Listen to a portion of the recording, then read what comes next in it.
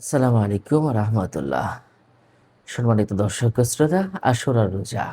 আশুরার রোজা নিয়ে আপনাদেরকে জানাবো আশুরা কত তারিখে কিবারে রাখবেন এই রোজাটা এবং কি কয়টা রোজা রাখবেন এবং আশুরার কিছু ইতিহাস আপনাদেরকে জানাবো। নিশ্চয় বুঝতে পারছেন। মুহররম মাসের ১০ তারিখে আশুরা বলা হয়। আল্লাহ সুবহানাহু ওয়া তাআলা এই তারিখে পৃথিবী সৃষ্টি করেছেন, পৃথিবী ধ্বংস করবেন। নবী রাসূলদেরকে নিয়ে বিভিন্ন প্রখ্যাত ঘটনাগুলো এই দিনেই ঘটিয়েছিলেন। সুবহানাল্লাহ, সুবহানাল্লাহ। পূর্ববর্তী সময়ে এই আশুরার দিনেই কিন্তু রোজা ফরজ ছিল এবং আশুরার দিনে গুরুত্বপূর্ণ কাজগুলো আল্লাহ পাক রব্বুল আলামিন করতেন। সুতরাং এই আশুরার দিনের রোজার এটা রাসূলুল্লাহ সাল্লাল্লাহু আলাইহি ওয়াসাল্লাম বলেছেন, আফজালুস সিয়াম বা'দা রমাদান সিয়ামু ইয়াউম আশুরা। রমজানের পরে সবচেয়ে উত্তম রোজা হচ্ছে আশুরা রোজা বা মুহররমের রোজা। সুবহানাল্লাহ, সুবহানাল্লাহ। তাহলে আশুরা কত তারিখে? বাংলাদেশে ২০২৬ সালের ২৬শে জুন রোজ শুক্রবার।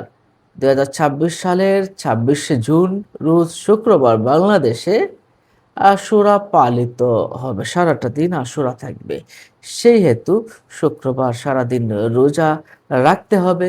রাসূলুল্লাহ সাল্লাল্লাহু আলাইহি ওয়াসাল্লাম একটি রোজা রেখেছেন, বলেছেন আমি যদি সামনের বছর বেঁচে থাকি ২ টি রোজা রাখবো।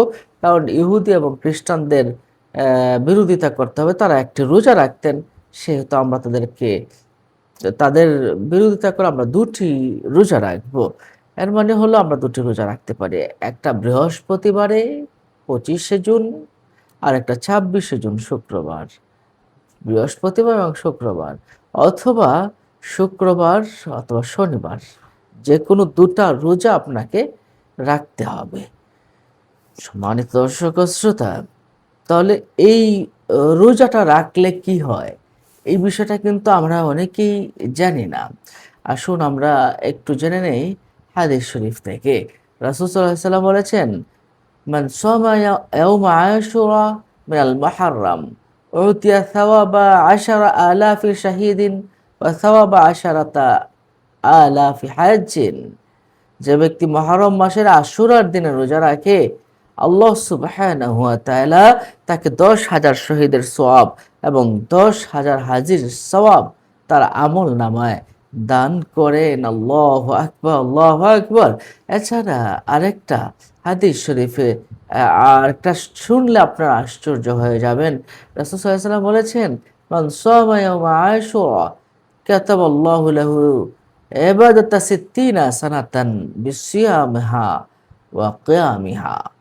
যে ব্যক্তি আশুরা রোজা রাখবে, আল্লাহ সুবহানাহু ওয়া তাআলা তার আমলনামায় ৬০ বছর রোজা রাখার এবং ৬০ বছর রাত জাগরণ করার সওয়াব তার আমলনামায় কিন্তু আল্লাহ পাক রব্বুল আলামিন লিখে দিবেন। সুবহানাল্লাহ, সুবহানাল্লাহ।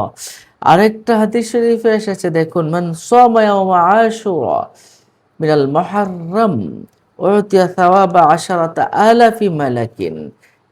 এই বিষয়ে বলেছেন, যে ব্যক্তি আশুরা রোজা রাখে তাকে আল্লাহ তাআলা ১০,০০০ ফেরেশতার সওয়াব তার আমলনামায় লিখে দেন। সুবহানাল্লাহ, সুবহানাল্লাহ।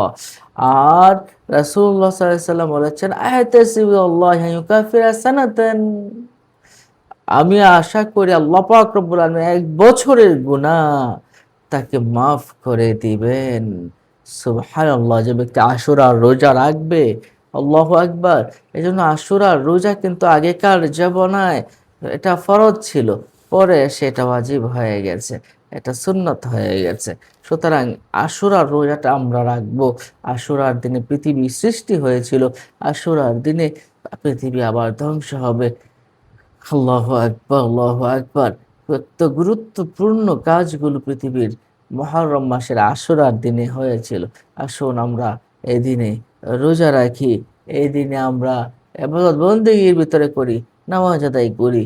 আপনারা যে কোনো নামাজ আদায় করতে পারেন, যেভাবে ২ রাকাত করে আপনি আশুরা উপলক্ষে নামাজ আদায় করতে পারেন, তাতে গুনাহের কিছু নেই এবং বরঞ্চ উপকার আর উপকার। আর আল্লাহর কাছে দোয়া করবেন। কারণ এই দিনে আদম আলাইহিসসালামের দোয়া কবুল হয়েছিল, মুসা আলাইহিসসালামের দোয়া কবুল হয়েছিল, সমস্ত নবী এবং রাসূলদের দোয়া কবুল হয়েছিল। সুতরাং এই দিনে বেশি বেশি করে ইস্তেগফার পড়ে বেশি বেশি করে দোয়া করার চেষ্টা করবেন। আল্লাহ পাক রব্বুল আলামিন আমাদের গুনাহগুলোকে মাফ করে দিন এবং আমাদের দোয়াগুলোকে কবুল আর মঞ্জুর করে নিন। আশুরা রোজা রাখার তৌফিক দান করুন। আমিন। আসসালামু আলাইকুম ওয়া রাহমাতুল্লাহি